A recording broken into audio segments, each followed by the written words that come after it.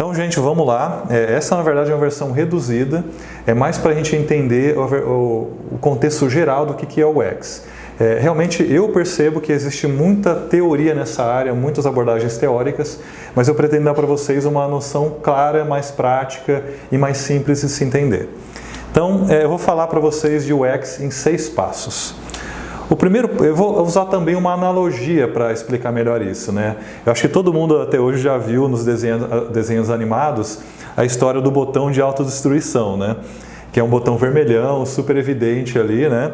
E a gente vai rediscutir esse botão nesses 6 passos do UX.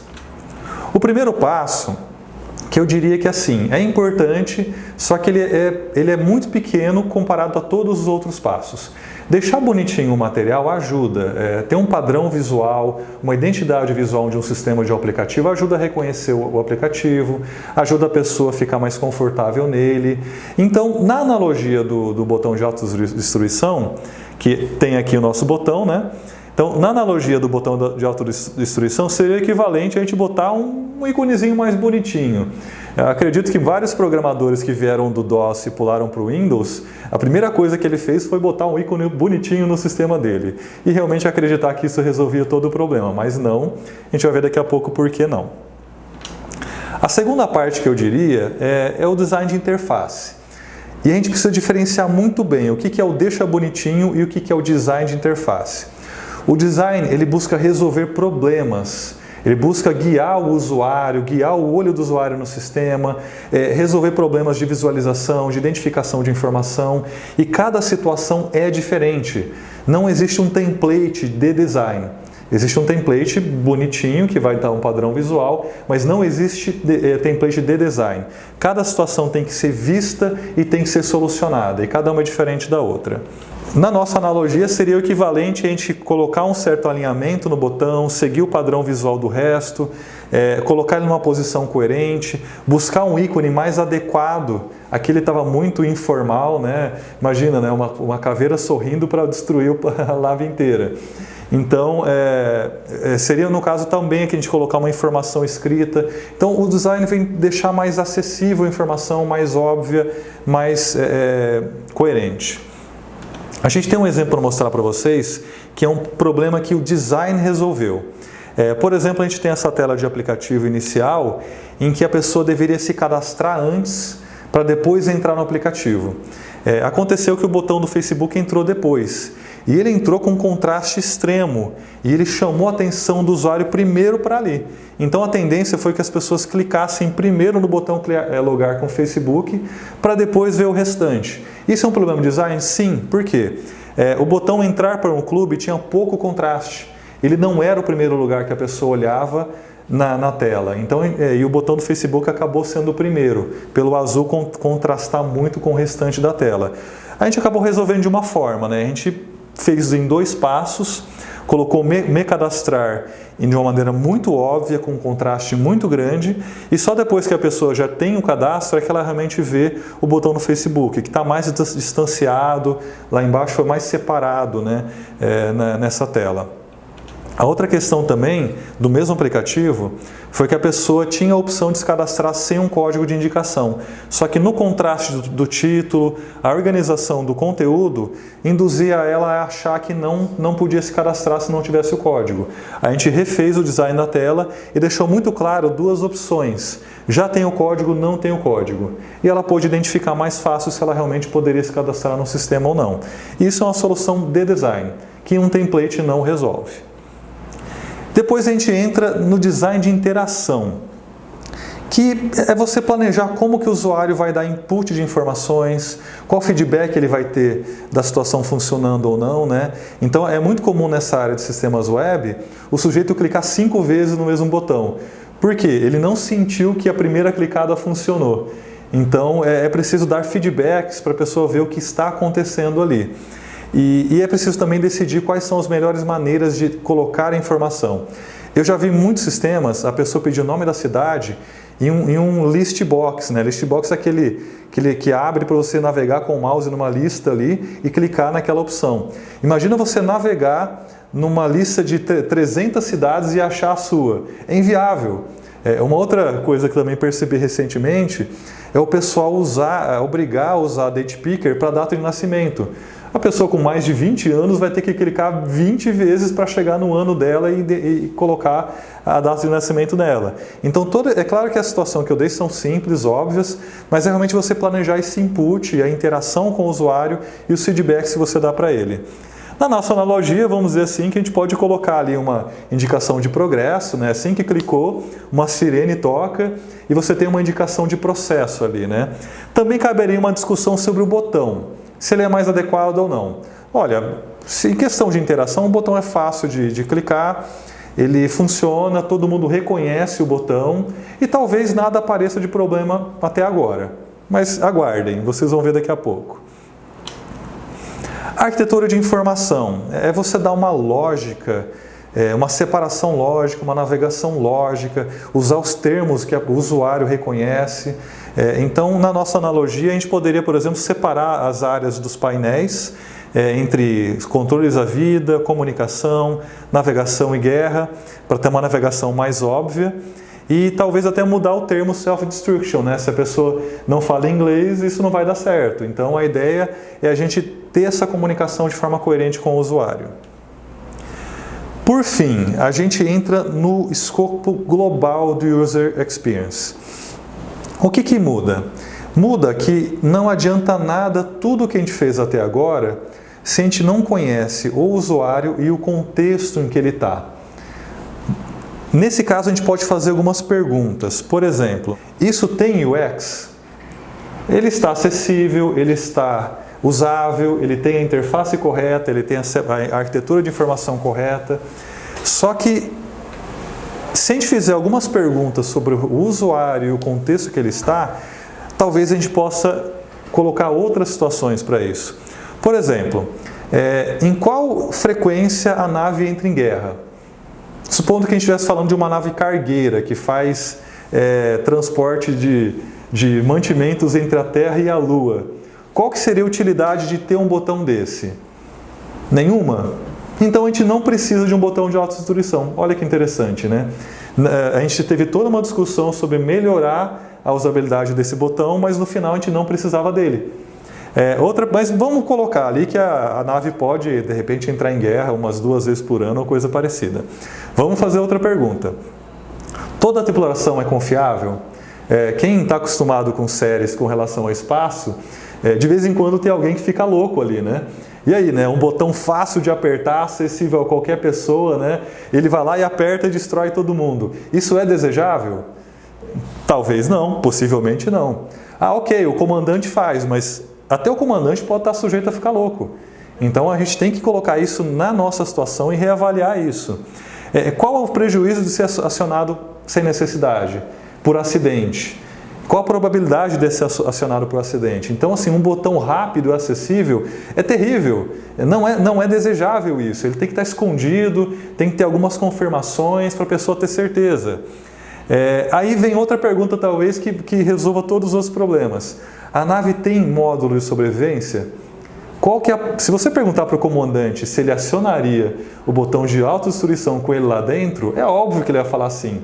Mas em UX, não é necessariamente você só fazer perguntas para o usuário, é você se colocar na pele dele e usar o seu senso crítico. As pessoas fariam isso? Não fariam isso?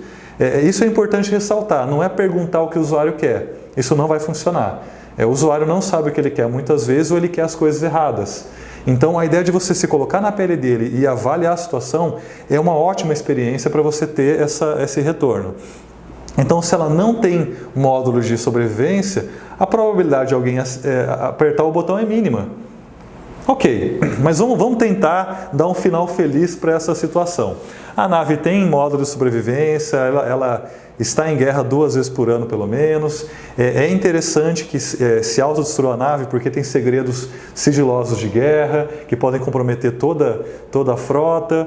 Então, ok, como que a gente resolve isso? Bom, eu vou sugerir, de acordo com algumas respostas que a gente deu, uma solução. Talvez se a gente colocasse os botões de autodestruição no módulo de sobrevivência, que obrigasse uma identificação da pessoa que está fazendo aquilo, e que tivesse pelo menos 2 pessoas para acionar, que não necessariamente são obrigadas a estar no mesmo módulo, a gente pode ter uma situação que pode evitar essas situações indesejáveis. Então, no caso da nave, está com um problema, a primeira coisa que a pessoa faz é sair correndo para garantir a sua vida. Entra no módulo de sobrevivência. Entrou no módulo de sobrevivência, saiu de perto da nave, 2 pessoas autorizadas se identificam e puxam uma alavanca que não seja tão facinho assim de clicar como um botão, né? Ela, por exemplo, puxa uma alavanca para cima, gira para a direita, depois empurra para baixo de novo. Aí sim, eles acionam a autodestruição a uma distância segura. Aqui ninguém morre pelo design, ninguém morre por um design mal feito, e que a situação fica resolvida e possivelmente vai ser muito usada. Então, viram como a gente destruiu o botão de autodestruição? Ele mudou completamente a partir dessa discussão que a gente fez sobre o usuário e o ambiente dele. Então, UX é você ter tudo isso que a gente falou até agora, e mais um pouquinho. Mas é ter toda essa discussão sobre quem é o usuário, como que ele usa, para que ele usa, e depois a gente vir executando as soluções com conhecimento de design, de interação, de arquitetura de informação. Aí nessa hora você fala, Munhoz, mas é óbvio, desde o princípio eu sabia que aquele botão não deveria estar ali, né? Eu falo, não, tudo bem, mas eu vou mostrar para você uma situação que não está muito óbvia. Eu acredito que a maioria de vocês que trabalham com o sistema ou que usam o sistema tem um cadastro de clientes. E aí vem a pergunta, com que frequência você precisa excluir um cadastro de clientes? A segunda pergunta, qual é o prejuízo de se excluir um cliente? Você perde histórico, você perde informação e tudo mais. Então, uma frequência baixíssima, um prejuízo enorme. Aí eu pergunto, por que a maioria dos sistemas que eu vejo coloca o botão excluir em vermelho para chamar mais a atenção, né? Muitos deles colocam no canto direito da tela, que é o lugar mais acessível para se clicar, né? Se você quer que a pessoa sempre clique num botão, coloca no canto direito inferior. As pessoas tendem a clicar lá mais que no resto. E até, de certa maneira, nesse caso, nesse exemplo, privilegiado com relação ao botão editar, né? A pessoa é muito mais induzida a clicar no botão excluir do que no próprio editar. Então, posso dizer que 90% dos sistemas tem um botão de autodestruição super acessível, fácil de clicar, para uma situação que gera um prejuízo enorme, por uma frequência baixíssima de uso. E aí, você se enquadrou agora? Entendeu qual foi a analogia do botão de autodestruição? Então, assim, por mais que seja óbvio a situação do botão de autodestruição, a gente tem muita gente que erra nesse caso, que é um dos exemplos que a gente tem de UX, que muda completamente o design de um sistema. Então, mesmo que o seu não esteja no canto direito inferior, que é o mais clicável, talvez você use a cor vermelha. A cor vermelha chama muito a atenção, ela gera um contraste extremo que faz com que a pessoa olhe para aquilo. Mas enfim, o que eu tenho visto de solução com mais UX nessa área é você colocar, por exemplo, o botão no canto esquerdo inferior. O canto esquerdo inferior é o lugar menos olhado pelo usuário. Que ele não vai ter a tendência, ele tem que pensar um pouquinho para ir lá, né? Então, colocando no canto esquerdo inferior em uma cor cinza, você diminui esse risco da pessoa acionar por acidente e por aí vai. Só uma pequena piadinha, né? Eu já vi o botão excluir dessa maneira que eu mostrei para vocês e depois vem uma caixa de diálogo, né? O programador justificou para mim numa situação. Não, mas eu pergunto para ele se ele quer excluir ou não, né? Eu pergunto. E aí vem a caixa de diálogo perguntando, olha, você deseja realmente excluir? Aí ele bota o botão sim do lado direito inferior. Ou seja, o botão sim entra no lugar mais fácil de se clicar também. E aí que acaba surgindo o prejuízo, né? Então, olha só, espero que você tenha se identificado na analogia do botão de autodestruição.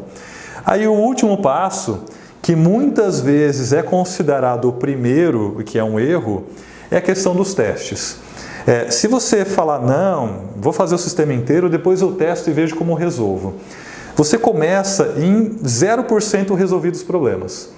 Por quê? Porque existe toda uma gama de conhecimento que permite que você comece o software com 80% dos problemas resolvidos.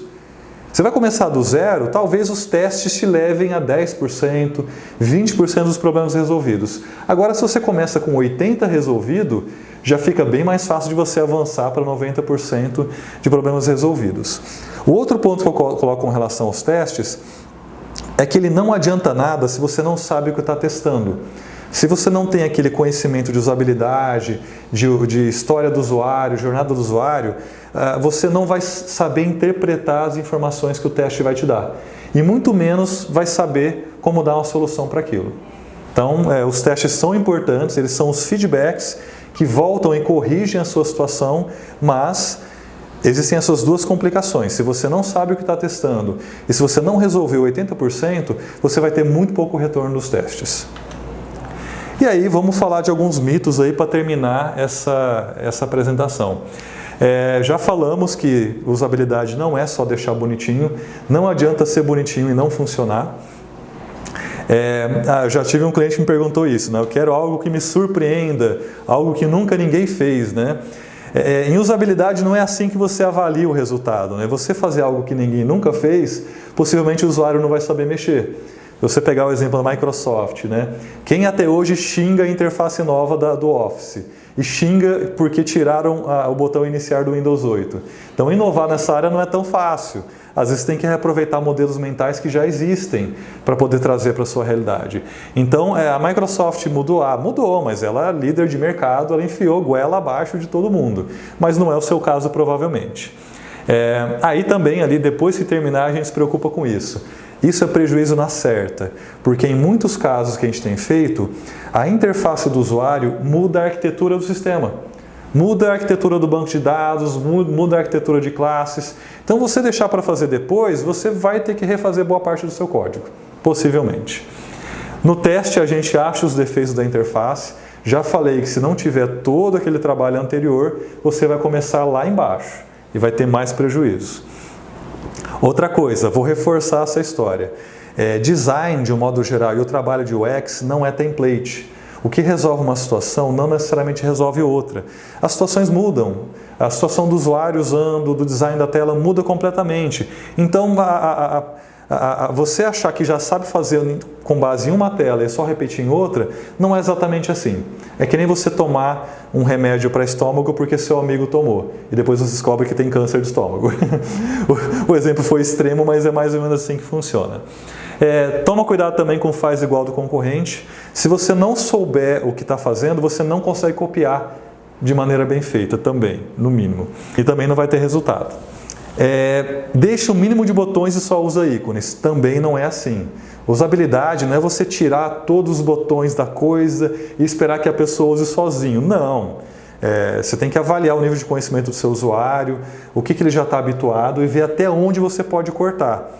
Em algumas situações a gente tem que deixar o texto do botão, porque o ícone não consegue explicar do que se trata aquilo. Então deixa o texto porque a pessoa vai interagir melhor.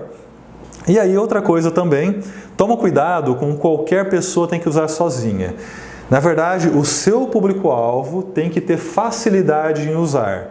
E é possível que algumas tarefas sejam muito complexas e que seja muito difícil ele usar sozinho. Mas que, vamos lá, vamos facilitar o máximo que der e vamos ver até onde que a gente chega.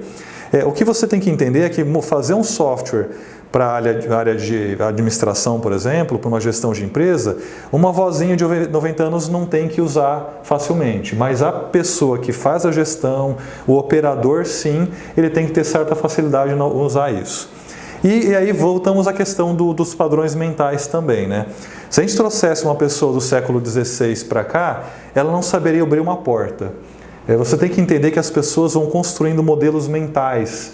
Ela aprende a dirigir um carro, ela construiu um modelo mental. Ela andou de bicicleta, ela construiu um modelo mental. Ela usou o WhatsApp, ela construiu um modelo mental. E a gente pode realmente trazer esses modelos mentais já existentes no seu público para poder usar no teu software, no seu aplicativo. Porque ele já sabe a dinâmica disso. E não precisa ser tão simples. A gente pode ter um nível de complexidade nisso, reutilizando esses modelos mentais. Então, legal, espero que vocês tenham entendido. Eu tentei dar um exemplo bem simples assim realmente o UX não é complexo, envolve muitas variáveis, mas eu espero que vocês tenham entendido e que você deve sim, se você trabalha na área de sistemas, de aplicativos, você deve sim procurar entender isso melhor, porque isso vai te trazer resultados. E se você quiser saber um pouco mais sobre a Paralelos, veja o nosso site ali na descrição. E aí fique atento que a intenção é a gente soltar alguns vídeos entrando em mais detalhes para você entender mais o que é o UX e como que é feito isso.